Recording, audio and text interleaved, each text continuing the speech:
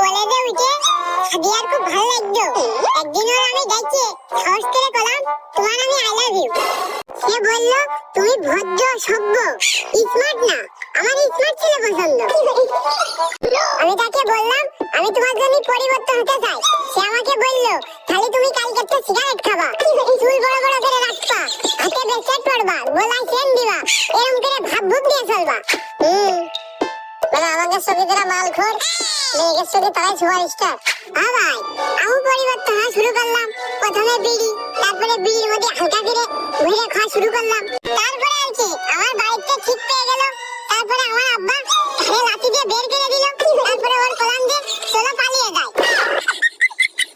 ও বলল, তোর মতো গালা ঘরের সাথে গেলি আমার আব্বা কোনোদিনও মেনে নেবে না নে।